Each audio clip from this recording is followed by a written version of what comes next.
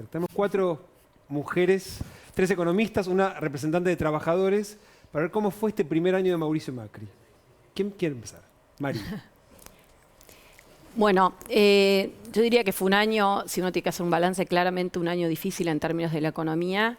El principal desafío, creo yo, que tenía el que asumiera este gobierno era plantear un ajuste, porque la verdad es que la economía estaba en una situación de enorme desequilibrio, que ahora todos hablamos del déficit fiscal, pero es algo que viene ya hace tiempo.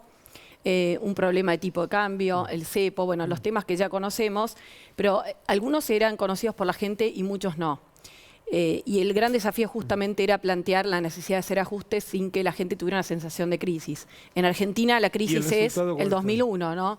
La idea del 2001, la idea de la hiperinflación. Para los argentinos el termómetro de crisis es altísimo. En ese contexto, el resultado te diría, el balance es una economía que había entrado en recesión y va a cerrar el año con una caída del PBI en torno a 2, un poco más, un poco menos. Que no es, digamos, es grave, es complejo, porque ya arrancamos con un nivel de pobreza alto, pero no es un nivel de recesión altísimo.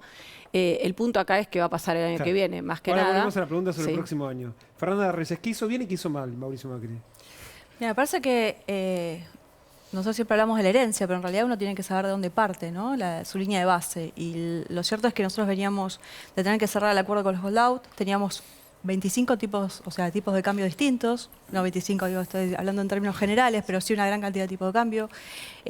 Teníamos que un INDEC totalmente intervenido, sin datos claros. Entonces, lo primero que había que hacer era ordenar un poco esto. Y eso es lo que se hizo. En términos de inflación, lo mismo, o sea, había que generar mayor nivel de certidumbre. Y yo creo que el hecho del arreglo con los holdout, el hecho de establecer cuál es el tipo de cambio, el normalizar el INDEC y establecer cuáles son los parámetros con los que se mueve la economía, fue el gran primer paso importante. ¿Qué se hizo mal? Mira, yo creo que nosotros lo dijimos claramente desde la coalición cívica, que fue toda la cuestión de los subsidios, cómo se resolvió la cuestión de tarifas. Creemos que fue una pérdida de casi 6, 7 meses de poder establecer cuáles son las tarifas que realmente correspondían.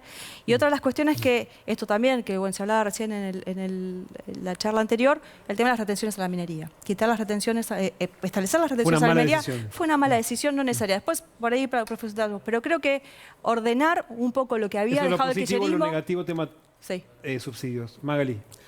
Bueno, con la misma pregunta, ¿qué hizo bien y qué hizo mal en materia económica? Complicada la pregunta. Efectivamente, se parte de una base complicada. Restablecer el INDEC era una prioridad. Para todos los que trabajamos en economía sabemos que no podíamos trabajar en esas condiciones. Pero me parece que se han tomado decisiones muy erróneas y que si la calificación del 8, digamos, remite a lo que piensa el presidente de la gestión económica, yo la pondría un poco en duda o la matizaría sin dudas. Por un lado tenemos una industria que ha caído durante todo el año, lo mismo sucedió con la construcción, que va a cerrar con una caída arriba del 13%. El empleo tiene una situación cuanto poco compleja, con una gran cantidad de puestos de trabajo perdidos, en especial en el sector formal, lo que es gravísimo, puestos que se han perdido por completo o se han reconvertido en precarios, lo cual es muy complicado. Ya partíamos de una base de 1/3 de la población en situación precaria, así que estamos complicados, digamos, si tenemos que encima empeorar desde ahí, tenemos un problema. Jimena, desde el sector de los trabajadores, ¿qué se ve como positivo y qué como negativo? Mira, la verdad es, nosotros somos de la 7 autónoma y todo lo que voy a criticar al gobierno saben que es lo mismo que en muchos casos venimos criticando de gobiernos anteriores también. La verdad que desde el punto de vista de la enorme transferencia de recursos del bolsillo de los que menos tienen a los sectores concentrados, que lo hemos visto prácticamente en todos los ámbitos, con donaciones de deudas millonarias a empresas privatizadas multinacionales, pago al contado de los fondos buitre, una situación del país compleja que no redituó en lo que esperaba el gobierno, que era la lluvia de inversiones, ¿no? Digamos, quita retenciones que no redituó en multiplicar puestos de trabajo, sino que venimos con una caída sostenida de puestos de trabajo. La verdad que para nosotros son todas noticias bastante malas. Creo que los trabajadores, en términos generales, no hemos sabido ni podido ni en algunos casos querido reaccionar con toda la contundencia que hubiera sido necesaria. Es cierto que es un gobierno que recién empieza y esto tiene complejidades. A nosotros nos preocupan algunas cosas. Uno, que hace mucho tiempo venimos viviendo que cada cambio de signo partidario en un gobierno es empezar la Argentina de nuevo. Es una cosa que no resiste ya análisis, y siempre que alguien empieza de nuevo tiene que ordenar, ¿no? Ordenar, y siempre que ordena es más o menos en el mismo sentido. Los que menos tienen o los que el lograron... costo de poner las cosas en el orden es costo caro. siempre es en el mismo sentido. Entonces, hoy estamos hablando, por ejemplo, de una ley de emergencia social muy necesaria para prever una situación, pero que claramente lo que verifica es que cada vez hay más hombres y mujeres y niños en una situación complicada. Hoy estamos discutiendo cosas que venimos planteando del sindicalismo, los trabajadores formales, muchos diputados. La cuestión de ganancia, decía recién un legislador, en 2 días no podemos resolverlo. No, hace 5 años venimos planteando algunas cosas. Digo, me parece que hay algunas situaciones que nosotros no queremos que nos metan más el verso. Basta de que reordenar. Reordenar es con la gente adentro. Santiago. Sí, a las 4 cortita y al pie. La economía en 2017 va a crecer, sí, no y cuánto. Yo creo que si seguimos así, no hay mercado interno que se mueva, hay cada vez menos laburo, no hay guita circulando, no creo que crezca mucho. Sí, de hecho, aunque cueste todavía verlo, hay algunos sectores, el campo, por ejemplo, ya está creciendo y está generando puestos de trabajo en lo que es maquinaria agrícola, la cosecha de trigo y el maíz, que Sí, porque por el la resto quita de trabajo retención... infantil y esclavo. Bueno. Claro, No, bueno, no. digo, qué sé yo. No, no Sí, necesariamente. perdón, Y digamos, lo mismo que plantean lo que planteas de la construcción es cierto, los números de la construcción en los primeros meses fueron bastante malos, diría, por no decir pésimos.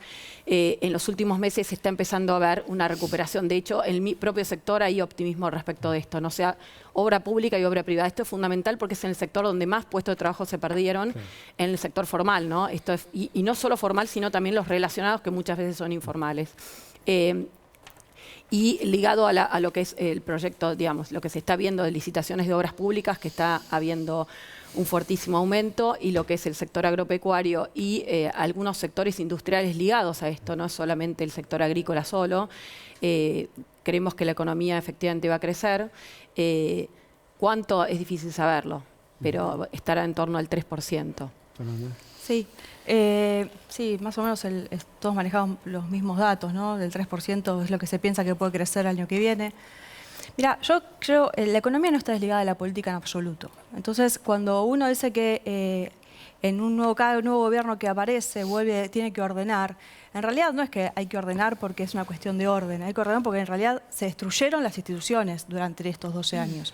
Y destruir las instituciones implica que nosotros no sabíamos ni qué niveles de pobreza teníamos, no sabíamos realmente cuánto estaba el nivel de empleo, no sabíamos exactamente cuál era el nivel de empleo formal e informal, se establecía que era cerca del 30% hasta el 40% del empleo informal cuando se fue el kirchnerismo. Es más, no teníamos tampoco datos certeros sobre cuáles eran los niveles de crecimiento, en algunos casos hasta se discute si los niveles de crecimiento de la década kirchnerista son esos o no son esos. Entonces, cuando uno habla de ordenar, lo que establece son las pautas de qué es lo que va a hacer de aquí para adelante. Ahora, lo que es también cierto es que cuando uno también empieza a revisar lo que se hizo, no es menor que la construcción haya caído en este año, porque también se revisó toda la cuestión de la obra pública. La obra pública estuvo parada durante muchísimos años en Argentina, en algunos casos transfiriendo recursos sin avance de esa obra pública. Tuvo que revisarse las licitaciones, y esa revisión de las licitaciones obviamente que llevaron más tiempo de lo que muchos nosotros quisiéramos, pero ¿qué hace? ¿Qué significa ahora? Que ahora la reactivación de ese sector tiene que ver también con una máquina... ¿Y va a llegar? Tiene que llegar. Es más, de hecho ya muchas licitaciones que se sacaron se empezaron a establecer con los mecanismos de transparencia, se reactivaron la construcción de viviendas en la mayoría de las provincias. O sea, esto está avanzando. Es más, las inversiones en la provincia de Buenos Aires en términos de obra pública son las mayores que se han dado en los últimos años de la Argentina.